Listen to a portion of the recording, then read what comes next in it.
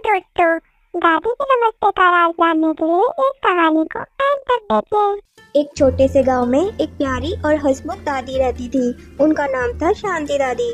शांति दादी की एक खासियत थी, वे हर किसी को नमस्ते करती थी, चाहे वह गांव का बच्चा हो, जवान हो, बुजुर्ग हो या फिर कोई अजनबी। दादी हमेशा अपने चेहरे पर मुस्कान लिए हाथ जोड़कर सबको नमस्ते करती थी। गांव के लोग अक्सर उनकी इस आदत के बारे में बातें किया करते थे। कुछ लोग सोचते थे कि दादी का नमस्ते करने का मतलब शुभकामनाएं देना है, तो कुछ लोग इसे दादी की विनम्रता मानते थे। बच्चे सोचते थे कि दादी का नमस्ते करने का मतलब उन्हें आशीर्वाद देना है, लेकिन असल में कोई भी नहीं जानता था कि दादी आखिर क्यों सबको नमस्ते करती है। शांति दादी का एक बेटा था जिसका नाम रवि था। वो हमेशा गुस्से में रहता और दूसरों पे चिढ़ता चिल्लाता था। वही उनकी बहू सुमन उसके बिल्कुल विपरीत, बहुत सुलझी हुई और तीक्ष्ण बुद्धि की थी। दादी की एक प्यारी सी पोती भी थी जिसका नाम दिशा था, जिसकी शादी की बातें अक्सर घर में चला करती थी। एक दिन दादी अपने बेटे के साथ बाजार में मिठाई लेने जाती है। इतने में ही उनका बेटा मिठाई वाले से पैसों के पीछे लड़ पड़ता है। जैसे ही मिठाई वाला दादी की तरफ देखता है, उसका सारा गुस्सा ठंडा हो जाता है और वह दादी की विनम्रता देख कुछ पैसे कम कर लेता है। दूसरे ही दिन दादी की पोती को लड़के देखने वाले आते हैं। तभी अचानक लड़के के पिता और दादी के बेटे के बीच कुछ नोकझोंक हो जाती है। फिर क्या, वो लोग रिश्ता तोड़ के जाने लगते हैं। तभी अचानक से दादी अंदर से निकल के आती है। दादी को हाथ जोड़ा देख लड़के के पिता का दिल पिघल जाता है। दादी का प्रेम, सम्मान और विनम्रता से भरा रूप देख के लड़के के पिताजी सोचते हैं, अगर दादी में इतनी नम्रता है तो उनकी पोती में भी उन्हीं के संस्कार होंगे।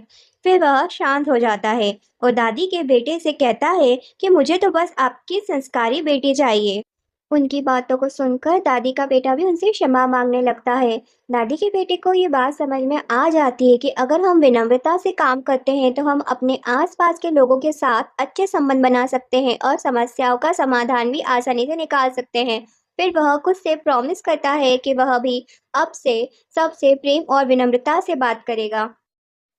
एक दिन दादी के घर के बाहर से गांव के मुखिया जी निकलते हैं। दादी को हाथ जोड़े बैठा देख वो सीधे घर में जाते हैं और दादी के बहू से पूछते हैं कि सुमन, दादी हर किसी को नमस्ते करती है, इसके पीछे कोई खास वजह है क्या? कि बहू कहती है, नमस्ते का मतलब है वे आपके भीतर के ईश्वर को प्रणाम करती हैं। जब वे किसी को नमस्ते करती हैं तो वे उनके अंदर की अच्छाई को देखती हैं और उनका सम्मान करती हैं। इससे उन्हें भी खुशी मिलती है और सामने वाले को भी। मुखिया जी ने आश्चर्य से पूछा, तो इसका मतलब है कि दादी हर किसी में ईश्वर को देखती है? बहू ने कहा, हाँ, अगर हम हर किसी में अच्छाई और ईश्वर को देखें तो दुनिया कितनी सुंदर हो जाएगी। ये सारी बातें दादी की पोती पास में खड़ी खड़ी सुनती रहती। दूसरे ही दिन दिशा अपनी माँ से पूछती है, माँ, मैंने जब से होश संभाला है मैंने दादी को हमेशा ऐसे ही देखा है, क्या सच में दादी हमेशा से ऐसी ही थी? तभी दादी की बहू मुस्कुराती है और कहती है, नहीं दिशा, तुम्हारी दादी तो तुम्हारे पापा की तरह बहुत खड़ूस और गुस्से वाली थी। एक दिन मंदिर की सीढ़ियों से फिसलने की वजह से उनकी याददाश्त चली गई और उसी हादसे में उनके दोनों कोहनी की हड्डियां टूट गई। डॉक्टर को दिखाने पे पता चला कि उनका हाथ अजीब तरीके से मुड़ गया है और अजीब बात यह है कि वह हमेशा नमस्ते की मुद्रा में रहता है। दिशा ये बात सुन के बहुत जोर जोर से हंसने लगी और कहने लगी कि माँ, आपने तो अपनी सूझबूझ से पूरा माहौल ही सकारात्मक कर दिया। अब से मैं भी हर किसी को नमस्ते करूंगी। वहीं मुखिया जी ने गांव में जाके दादी की बातें गांव वालों को समझाई। धीरे धीरे गांव के लोग भी दादी की तरह हर किसी को नमस्ते करने लगे और एक दूसरे की अच्छाई को पहचानने लगे। इस तरह शांति दादी के नमस्ते करने का राज पूरे गांव में फैल गया और गांव में प्रेम और सम्मान की भावना बढ़ती गई। शांति दादी के नमस्ते ने पूरे गांव को एक नई दिशा दी, जहाँ हर किसी ने दूसरे की अच्छाई को पहचाना और एक दूसरे का सम्मान करना शुरू कर दिया। प्यारे मौसी मौसाजी एंड बुआ फूफा जी, please subscribe and like my video. Thank you so much.